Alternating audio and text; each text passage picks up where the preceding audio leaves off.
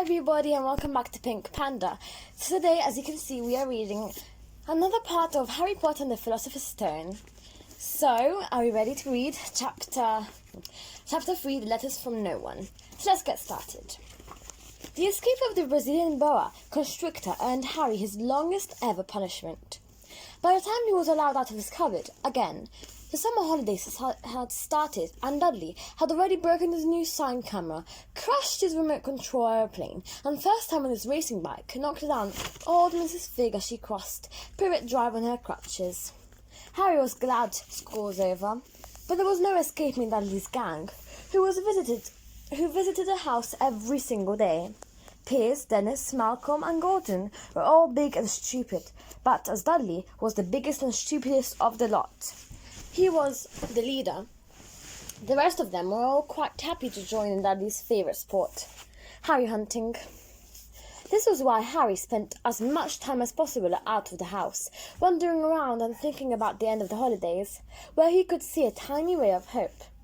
When September came, he would be going off to secondary school, and for the first time in his life, he wouldn't be with Dudley. Dudley had a place at Uncle Vernon's old school, Smeltings. Piers Polkiss was going there too. Harry, on the other hand, was going to Stonewall High in the local comprehensive. Dudley thought this was very funny. They stuffed people's heads down the toilet first day at Stonewall, he told Harry. Want to come upstairs and practice? No thanks, said Harry. The poor toilets never had anything as horrible as your head down it. It might be sick. Then he ran, before Dudley could work out what he'd said. One day in July, Aunt Petunia took Dudley to London to buy his Smeltings uniform, leaving Harry at Mrs. Fig's. Mrs. Fig wasn't as bad as usual. Turned out she'd broken her leg tripping over one of her cats, and she didn't seem quite as fond of them as before. She let Harry watch television and gave him a bit of chocolate cake that tasted as though she'd had it for several years.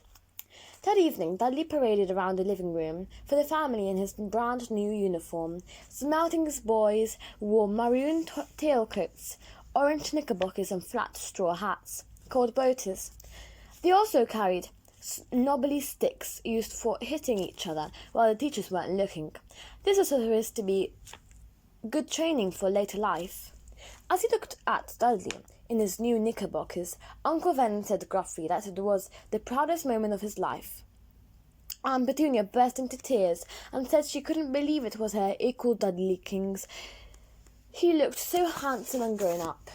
Harry didn't trust himself to speak. He thought 2 of his ribs might already have cracked from trying not to laugh. There was a horrible smell in the kitchen next door. Next morning, when Harry went in for breakfast, it seemed to be coming from a large metal tub in the sink. He went to have a look. The tub was full of what looked like dirty rags swimming in grey water. "What's this?" he asked Aunt Petunia. Her lips tightened as they always did if he dared to ask a question. "Your new school uniform," she said.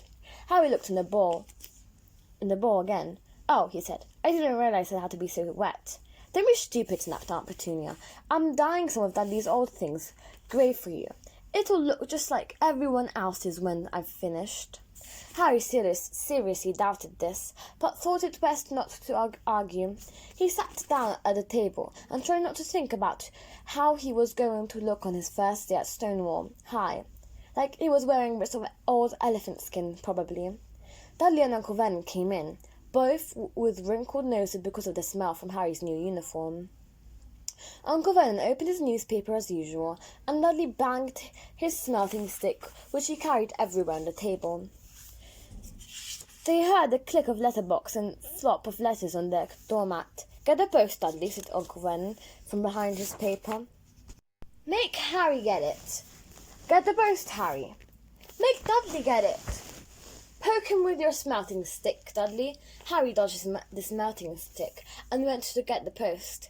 3 things lay on the doormat: a postcard from Uncle Vernon's sister Marge, who was holidaying on the Isle of Wight, a brown envelope that looked like a bill, and a letter for Harry. Harry picked it up and stared at it, his heart twanging like a giant elastic band. No one ever in his whole life had written to him. Who would? He had no friends, no other relatives. He didn't belong to the library, so he never even got rude notes asking for books back. Yet here it was, a letter addressed so plainly there could be no mistake. Mr. H. Potter, The Cupboard Under the Stairs, 4 Privet Drive, Little Wing, Surrey. The envelope was thick and heavy, made of yellowish parchment, and the address was written in emerald green ink. There was no stamp. Turning the envelope over, his hand trembling, Harry saw a purple wax seal bearing a coat of arms, a lion, an eagle, a badger, and a snake surrounding a large letter H. "Hurry up, boy," shouted Uncle Vernon from the kitchen. "What are you doing? Checking for letter bombs?" He chuckled at his own joke. Harry went back to the kitchen, still staring at his letter. He handed Uncle Vernon the bill and the postcard, sat down and slowly began to open the yellow envelope. Uncle Vernon ripped open the bill, snorted in disgust, and flipped over the postcard. "Marge is ill," he informed Aunt Petunia, ate a funny whelk. "Dad!" said Dudley suddenly. "Dad, Harry's got something." Harry was on the point of unfolding his letter, which was written on the same heavy parchment as the envelope, when it was jerked sharply out of his hand by Uncle Vernon. "That's mine," said Harry, trying to snatch it back. "Who'd be writing to you?" sneered Uncle Vernon, shaking the letter open with one hand and glancing at it. His face went from red to green faster than a set of traffic lights. And it didn't stop there. Within seconds it was the greyish white of old porridge. "Petunia," he gasped. Dudley tried to grab the letter to read it, but Uncle Vernon held it high out of reach. Aunt Petunia took it curiously and read the first line. For a moment it looked as though she might faint. She clutched her throat and made a choking voice. "Vernon! Oh, my goodness, Vernon!" They stared at each other, seeming to have forgotten that Harry and Dudley were still in the room.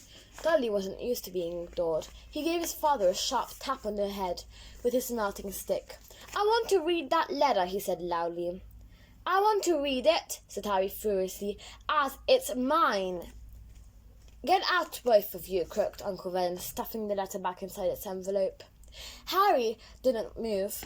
"I want my letter," he shouted. "Let me see it," demanded Dudley. "Out," roared Uncle Vernon, and he took both Harry and Dudley by the scruffs of their necks and threw them into the hall, slamming the kitchen door behind them. Harry and Dudley promptly had a furious but silent fight over who would listen at the keyhole. Dudley won, so Harry, his glasses dangling from one ear, lay flat on his stomach, listening at the crack between door and floor.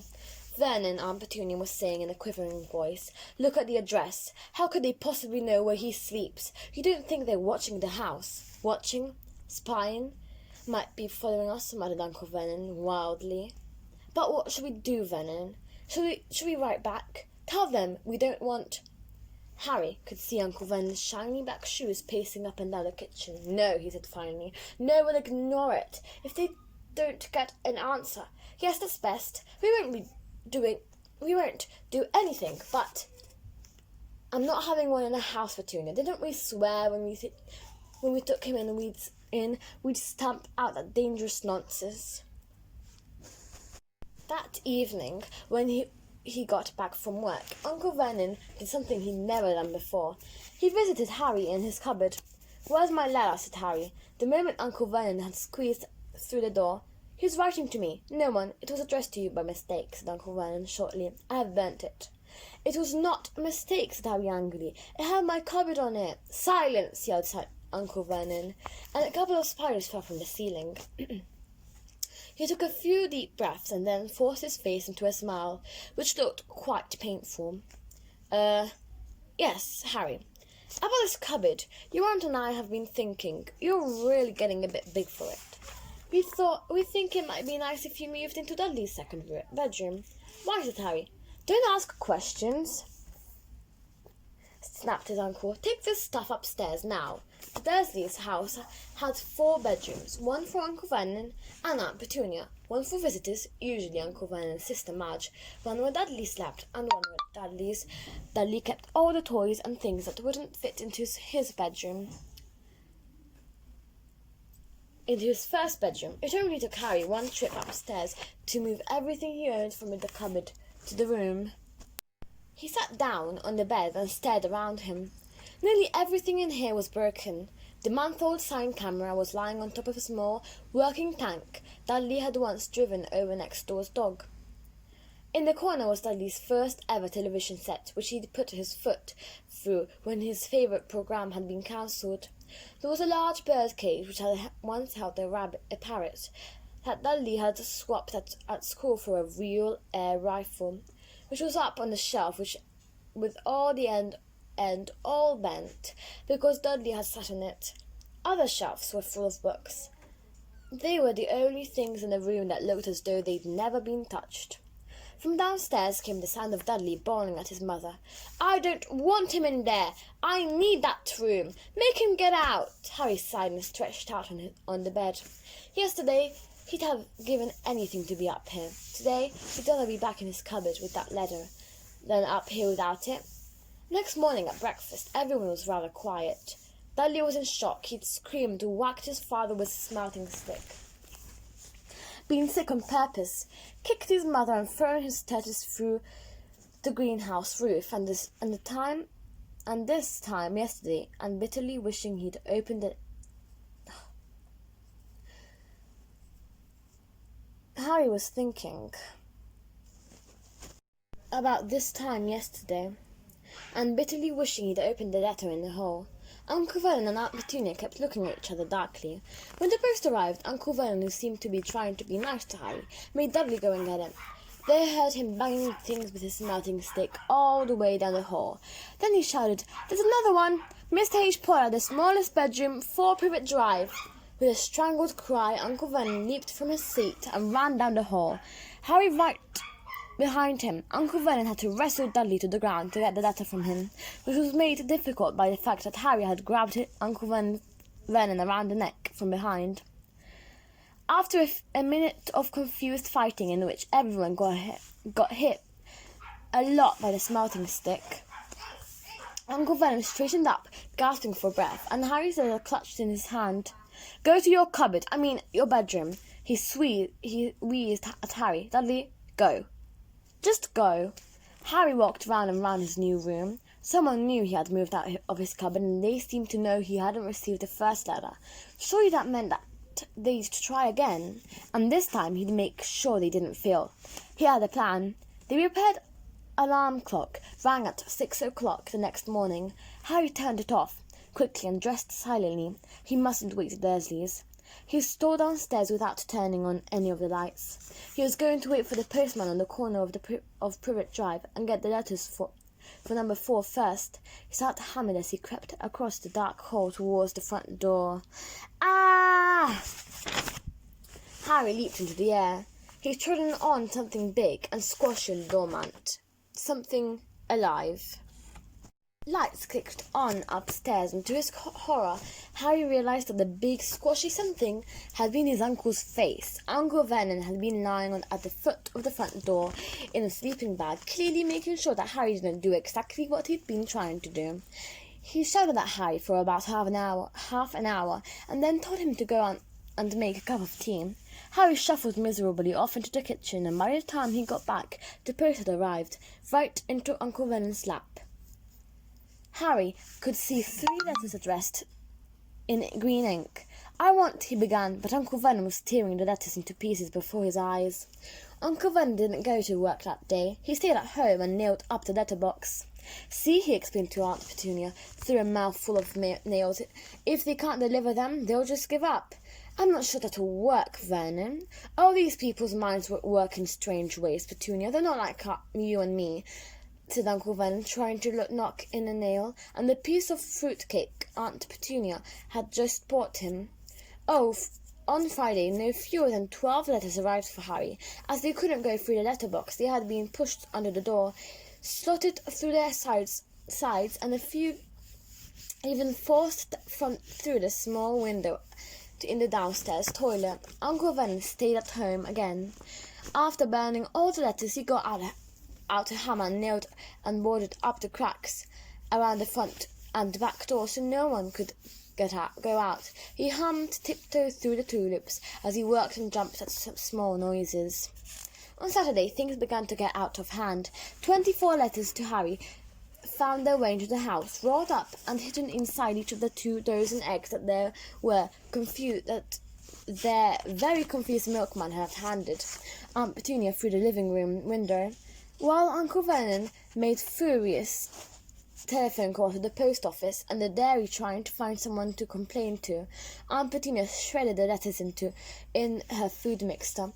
"Who on earth wants to talk to you this badly?" Daddy asked Harry in amazement. On Sunday morning, Uncle Vernon sat down at the breakfast table, looking tired and rather ill, but happy. "No post on Sundays," he reminded them, happily as he spread marmalade on his newspapers. "No damn letters today." Something came whizzing down the kitchen chimney as he spoke and caught him sharply on the back of the head. Next moment 30 or 40 letters came pelting out of the fireplace like bullets. The Dursleys ducked, but Harry leaped into the air, trying to catch one. "Out! Out!" Uncle Vernon seized Harry around the waist and threw him into the hall. When Aunt Petunia and Dudley had run out of their arms over their faces, Uncle Vernon slammed the door shut.